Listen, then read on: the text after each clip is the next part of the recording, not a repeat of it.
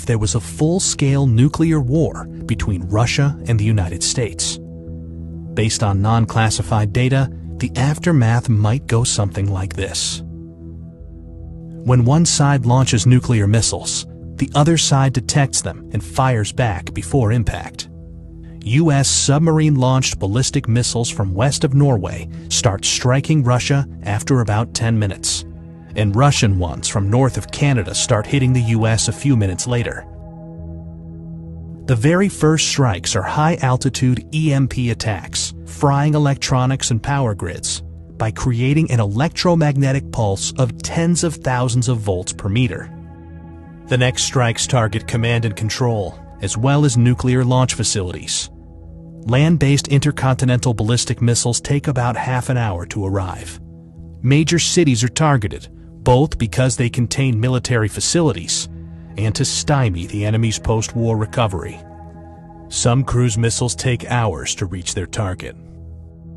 Each impact creates a fireball about as hot as the core of the sun, followed by a radioactive mushroom cloud.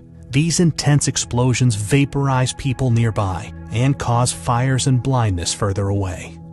The fireball expansion then causes a blast wave that damages buildings, crushing nearby ones. The United Kingdom and France have nuclear capabilities and are obliged by NATO's Article 5 to defend the US. So Russia hits them too.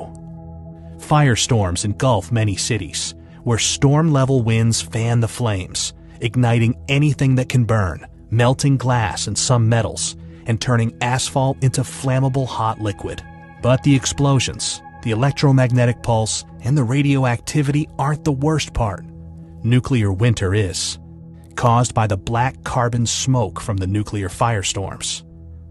The Hiroshima atomic bomb caused such a firestorm, but today's hydrogen bombs are much more powerful. A large city like Moscow, with almost 50 times more people, can create much more smoke. And a firestorm sends plumes of black smoke up into the stratosphere, far above any rain clouds that would otherwise wash out the smoke. This black smoke gets heated by sunlight, lofting it like a hot air balloon for up to a decade. High-altitude jet streams are so fast that it takes only a few days for the smoke to spread across much of the northern hemisphere.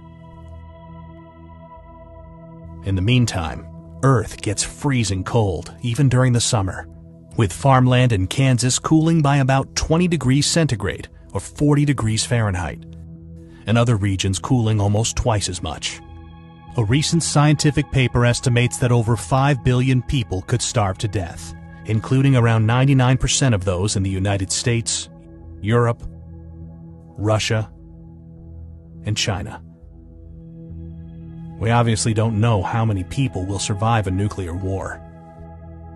But if it's even remotely as bad as scientists think, then it has no winners, merely losers. It's easy to feel powerless, but the good news is that there is something you can do to help. Please share this video, because the more people know about nuclear war, the less likely it is that we'll start one.